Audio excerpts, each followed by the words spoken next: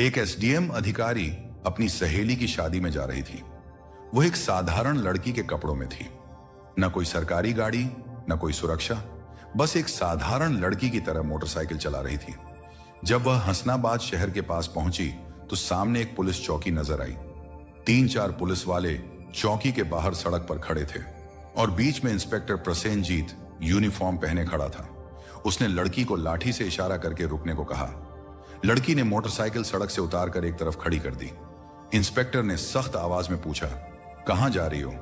लड़की ने बहुत शांत तरीके से जवाब दिया, सहेली की शादी है, वहां जा रही हूं। इंस्पेक्टर प्रसेनजीत ने उसे सिर से पांव तक देखा। लड़की 28 साल की एक सुंदर महिला थी जिसका नाम था बरनाली सिंह। फिर हंसते हुए बोला, अच्छा, सहेली की शादी में खाना पीना करने जा रही हूं, लेकिन हेलमेट तो तुम्हारा बाप पहनेगा, क्यों नहीं पहना? और ये मोटरसाइकिल भी बहुत तेज चला रही थी। चलो अब चालान कटेगा। इंस्पेक्टर प्रसेनजीत चालान की पैड निकालते हुए बोला। बरनाली समझ गई थी कि उसकी नीयत खराब है और ये बस एक बहाना है। उसने कहा, सर, मैंने कोई कानून नहीं तोड़ा। ओ मैडम, हमें कानून सिखाने की कोशिश मत करो। वह पास खड़े एक कांस्टेबल की तरफ देखा और फिर बरनाली की तरफ मुड़कर बोला, इसे सबक सिखाना पड़ेगा। अचानक इंस्पेक्टर ने जोर से एक थप्पड़ मारा बरनाली के गाल पर। बहुत सवाल कर रही है, पुलिस जब कुछ कहे तो चुपचाप मान लेना चाहिए। बरनाली का सिर एक पल के लिए घूम गया, लेकिन उसने खुद को संभाल लिया। उसकी आंखों में गुस्सा साफ दिख रहा था। चौकी इंचार्ज इंस्पेक्टर हंसते हुए बोला, अभी भी इसमें घमंड बाकी है। ऐसे कितनों को ठीक किया है, अच्छे से सिखाना पड़ेगा। एक कांस्टेबल आगे आया और बोला, सर, इसे थाने ले चलो, वहां ठीक से सेवा करेंगे, तब समझ आएगी पुलिस से कैसे बात करनी है। एक कांस्टेबल ने बरनाली का बाजू पकड़कर खींचा और बोला, चल गाड़ी में बैठ। बरनाली ने झटके से हाथ छुड़ाया और गुस्से में बोली, हाथ लगाने की कोशिश मत करो, वरना अंजाम अच्छा नहीं होगा। इंस्पेक्टर का गुस्सा और बढ़ गया। उसने एक कांस्टेबल से कहा, इसका घमंड देखो। एक कांस्टेबल आगे आया और बरनाली के बाल खींचकर पकड़ लिए और जबरदस्ती खींचकर ले जाने की कोशिश की। बरनाली दर्द से कराह उठी, लेकिन अभी तक उसने अपनी पहचान कुछ नहीं बताई थी। वह देखना चाहती थी कि ये लोग कितना नीचे गिर सकते हैं। तब एक पुलिस वाले ने गुस्से में उसकी मोटरसाइकिल पर लाठी मारी और जोर से बोला, बड़ी संत बन रही है, अब तुझे खिलौना बनाकर खेलेंगे। बरनाली सिंह अच्छे से समझ गई थी कि अब उसके साथ क्या होने वाला है और ये कितना नीचे गिर सकते हैं। इंस्पेक्टर की आंखों में गुस्सा था। वह जोर से चिल्लाया, तेरी जैसी कई स्मार्ट देखी हैं, पुलिस से उटपटांग करेगी? आज मजा दिखाऊंगा। चल इसे थाने ले जाओ, वहां समझाऊंगा। इस समय बरनाली सिंह अभी भी चुप थी। उसने अपनी पहचान जाहिर करने की कोई इच्छा नहीं दिखाई। वह देखना चाहती थी कि ये प्रशासन को कितना बदनाम कर सकते हैं, ये कितना अत्याचार कर सकते हैं। इंस्पेक्टर प्रसेनजीत अब चिढ़ गया था। उसके सामने ऐसी महिला खड़ी थी जिसके नरम सुंदर गाल पर थप्पड़ पड़ा था, जिसके बाल खींचे गए थे, जिसे जबरदस्ती बाजू पकड़कर सड़क पर घसीटा गया था, लेकिन वह अभी भी मूर्ति की तरह चुप खड़ी थी। न कोई चीख, न कोई रोना। इंस्पेक्टर प्रसेनजीत सोच रहा था कि थाने में ले जाकर सोचूंगा इस जिद्दी महिला का क्या इलाज किया जाए। यह सिर्फ गुस्सा नहीं था, यह ऐसा गुस्सा था जो अंदर अंदर उबल रहा था। चौकी इंचार्ज इंस्पेक्टर हंसते हुए बोला, अब जीभ भी चलने लगी है, चलो थाने में देखते हैं कितनी बड़ी जीभ है तेरी। थाने में घुसते ही इंस्पेक्टर जोर से चिल्लाया, ओए कहां मर गए? चाय पानी लगा जल्दी, आज एक स्पेशल माल आया है। बरनाली सिंह अभी भी कुछ नहीं बोलकर थाने की दीवारें देख रही थी। वह देख रही थी कि ये उन बेचारे लोगों के साथ कैसे बर्ताव करते हैं जो कभी आवाज नहीं उठा सकते। तब एक कांस्टेबल इंस्पेक्टर प्रसेनजीत के पास झुककर फुसफुसाया, क्या केस सर? कांस्टेबल के सवाल पर इंस्पेक्टर प्रसेनजीत बोला, अरे कुछ नहीं, स्पीड या हेलमेट, जो मन आए चिपका दो, बस अंदर डालकर इसका घमंड तोड़ना है, ज्यादा सवाल मत कर। बरनाली सब सुन रही थी, लेकिन उसकी आंखें अभी भी कुछ नहीं कहना चाहती थी, जैसे वह चाहती थी कि पुलिस की इस गिरावट की कहानी उनके मुंह से निकले। तब इंस्पेक्टर कुर्सी पर बैठा हाथ में पेन लेकर टेबल पर घुमाने लगा। फिर बरनाली की तरफ देखकर बोला, नाम बता, कहां रहती है, किस घर की लड़की? बरनाली चुप रही। इंस्पेक्टर ने फिर पूछा, सुनाई नहीं दिया, नाम क्या है तेरा? लेकिन बरनाली की चुप्पी अभी भी पत्थर की दीवार जैसी थी। तब इंस्पेक्टर ने टेबल पर इतनी जोर से हाथ मारा कि आवाज पूरे थाने में गूंज गई और गुस्से में चिल्लाया, सुनाई नहीं देता, नाम बता जल्दी। बर्नाली ने मुंह घुमाकर जवाब दिया, जी सुमिता शर्मा। इंस्पेक्टर उसके मुंह की तरफ देखकर हंसकर बोला, ओ बड़ी स्मार्ट लड़की तू। झूठ बोलने का एक्सपीरियंस है, लेकिन याद रख ज्यादा चालाकी की तो बहुत भारी पड़ेगा। एक भी गलती की तो पछताने का टाइम भी नहीं मिलेगा। बर्नाली सिंह को जबरदस्ती उस सड़े लॉकअप में डाला गया जहां पहले से 2 कैदी बैठे थे।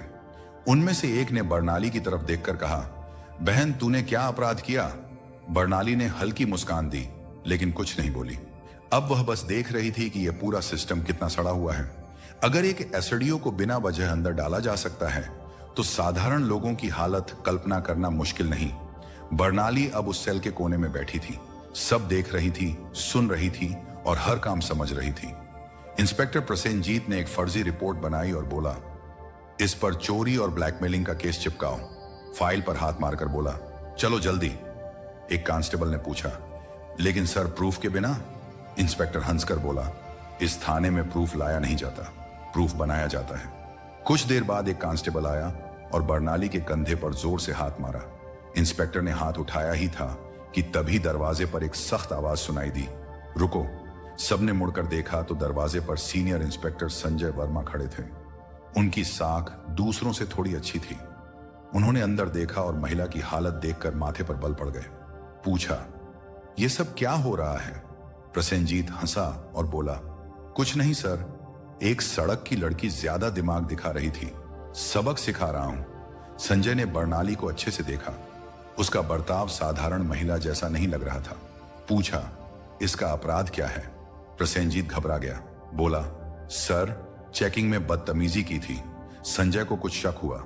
उसने बर्नाली से पूछा, तुम्हारा नाम क्या है? बर्नाली चुप रही। प्रसेनजीत हंसकर बोला, सर ये तो नाम भी नहीं बता रही। संजय अब पूरी तरह अलर्ट हो गया। उसने कांस्टेबल को ऑन ऑर्डर दिया, इसे अकेले सेल में रखो। प्रसेनजीत हैरान हो गया, लेकिन सर, संजय ने सख्ती से कहा, मैं खुद इसके पास रहूंगा।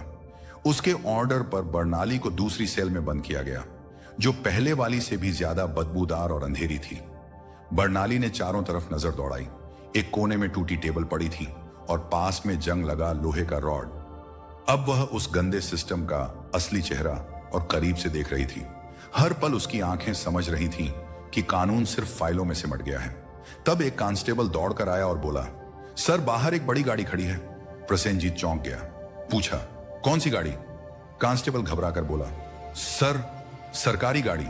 वह जल्दी बाहर गया और गाड़ी के अंदर झांकते ही उसकी आंखें माथे पर चढ़ गईं। वह हड़बड़ाकर वापस आया और धीमी आवाज में बोला, सर।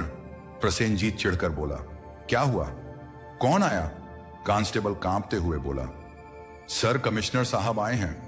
प्रसेनजीत का मुंह फीका पड़ गया। सीनियर इंस्पेक्टर संजय वर्मा भी सतर्क हो गया, क्योंकि अब मामला सीधा ऊपर पहुंच गया था। कमिश्नर साहब थाने में कदम रखा और उनकी आंखों में साफ गुस्सा दिख रहा था। उन्होंने प्रसेनजीत की तरफ देखकर सख्त आवाज में पूछा, इंस्पेक्टर प्रसेनजीत, यहां क्या तमाशा चल रहा है?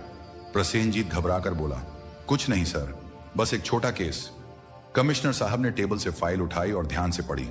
उनके माथे पर बल पड़ गए। फिर उन्होंने सेल में झांक कर कहा, यह कौन है?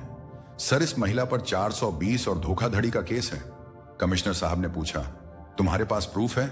उन्होंने फिर कहा, क्या प्रूफ है तुम्हारे पास? अब प्रसेनजीत पूरी तरह फंस गया था। कमिश्नर साहब ने महिला से सीधा सवाल किया, तुम्हारा नाम क्या है? और पहली बार बर्नाली सिंह ने हल्की मुस्कान देकर कहा, एसडीओ बर्नाली सिंह। पूरे थाने में सन्नाटा छा गया। सबके मुंह फीके पड़ गए। प्रसेनजीत के हाथ पांव कांपने लगे। बाकी सब कांस्टेबल हैरान होकर खड़े हो गए। प्रसेनजीत के पैरों तले जमीन खिसक गई। जिस अधिकारी को वह चोर समझ रहा था, वह खुद वो अधिकारी थी जो पूरे जिले का कानून चला रही थी। असल में वह कोई साधारण महिला नहीं थी, वह खुद एसडीओ बर्नाली सिंह थी, जिसे सड़क पर घसीटा गया था, बाल खींचे गए थे, थप्पड़ मारा गया था। यह बात सबके सामने आते ही पूरे थाने में हंगामा मच गया। सब कांस्टेबल स्तब्ध हो गए। कमिश्नर साहब ने तीखी नजर से इंस्पेक्टर प्रसेनजीत की तरफ देखकर गुस्से में कहा, प्रसेनजीत, तेरी इतनी हिम्मत कैसे हुई कि तू एक सीनियर अधिकारी पर फर्जी आरोप चिपका दिया? प्रसेनजीत कुछ बोलने की कोशिश कर रहा था, तभी वहां खड़े सीनियर इंस्पेक्टर संजय वर्मा ने जोर से कहा, सर मैं तो पहले ही कह रहा था कि कुछ गड़बड़ है। अब प्रसेनजीत पूरी तरह अकेला पड़ गया था। तब बरनाली सिंह ने अपनी शांत लेकिन सख्त आवाज में पहली बार सीधा फैसला सुनाया और बोली, प्रसेनजीत, अब तेरी नौकरी गई, तेरा सस्पेंशन पक्का और तेरे खिलाफ अब केस भी चलेगा। यह सुनकर प्रसेनजीत का जैसे सांस अटक गया। बाकी पुलिस वालों ने उसे मुंह फेर लिया। संजय वर्मा ने तुरंत आवाज लगाई, हवलदार साहब, इसे पकड़कर लॉकअप में डालो। लेकिन तब प्रसेनजीत ने जेब से एक मुड़ा हुआ कागज निकाला और हंसते हुए बोला, रुको मैडम, ये पहले देख लो, फिर जो करना है करो। उसने कागज दिखाया। कमिश्नर और बरनाली सिंह दोनों ने तुरंत उसकी तरफ देखा। प्रसेनजीत बोला, लो, ये मेरा ट्रांसफर ऑर्डर, 3 दिन पहले ही मेरा ट्रांसफर हो गया है। अब तुम कितना भी गुस्सा करो, मुझे नौकरी से निकाल नहीं सकती। पूरा थाना फिर सन्नाटे में डूब गया। बरनाली ने कागज हाथ में लेकर पढ़ा। कमिश्नर ने आंखें तरेर कर सीनियर इंस्पेक्टर संजय वर्मा की तरफ देखा और बोला, जाओ देखो, ये कागज असली है या सिर्फ दिखाने के लिए। संजय ने कंप्यूटर का रिकॉर्ड देखा और सिर उठाकर बोला, सर, ये तो असली है, लेकिन अभी तक नए इंस्पेक्टर को चार्ज हैंडओवर नहीं किया। यानी अभी भी यहां का असली इंस्पेक्टर यही बैठा है और सारे गुनाह इसी ने किए हैं। अब कोई इसे बचा नहीं सकता। बरनाली सिंह ने उसकी आंखों में आंखें डालकर कहा, अब तेरी नई जगह वही होगी जहां तू दूसरों को डालता था। कमिश्नर ने भी सिर हिलाकर इशारा किया। 2 कांस्टेबल उसे पकड़ने आगे बढ़े। तभी प्रसेनजीत ने फिर चाल चली और बोला, रुको मैडम, मैं अकेला नहीं हूं।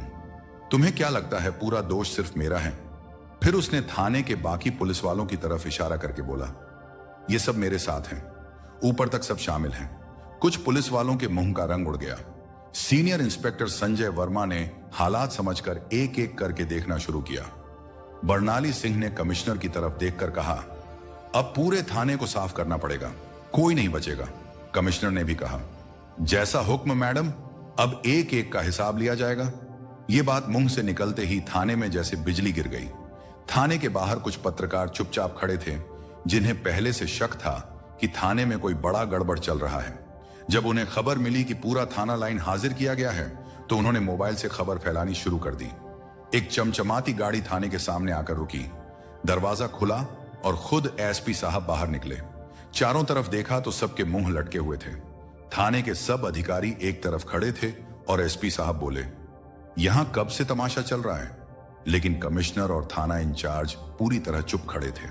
तब बरनाली सिंह ने सीधे एसपी की आंखों में आंखें डालकर कहा, तुम्हें क्या लगता है तुम बच जाओगे? संजय वर्मा ने तुरंत एक फाइल निकाली और बरनाली सिंह के हाथ में दी, जो फाइल एसपी साहब के सारे काले कारनामों का पर्दाफाश कर रही थी। बरनाली सिंह ने फाइल एसपी साहब की तरफ बढ़ाकर कहा, लो देखो, इसमें तुम्हारे सारे कुकर्म दर्ज हैं। एसपी साहब के माथे से पसीना टपकने लगा। कमिश्नर ने बिना देर किए ऊंची आवाज में ऑर्डर दिया, पकड़ो इसे और इसे गिरफ्तार करो। पूरा थाना हक्का बक्का हो गया।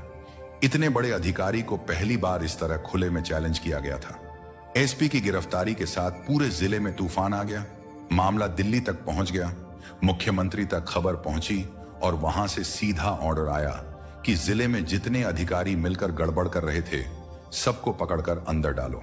अगले 2 दिनों में पूरे जिले से 40 से ज्यादा पुलिस अधिकारी, 10 से ज्यादा बड़े अधिकारी और कुछ राजनीतिक नेता गिरफ्तार हो गए। पूरा हसनाबाद जिला बदल गया। अब चारों तरफ सिर्फ एक ही चर्चा थी, एसडीओ बरनाली सिंह की ईमानदारी और हिम्मत की, जिन्होंने पूरे सड़े सिस्टम को हिला दिया था।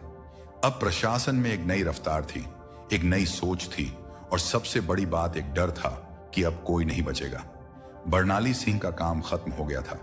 उन्होंने दिखा दिया था कि अगर मन से नीयत साफ हो तो पूरा देश सुधार सकता है। वीडियो को आखिर तक देखा हो तो प्लीज एक लाइक और सब्सक्राइब करके साथ रहो।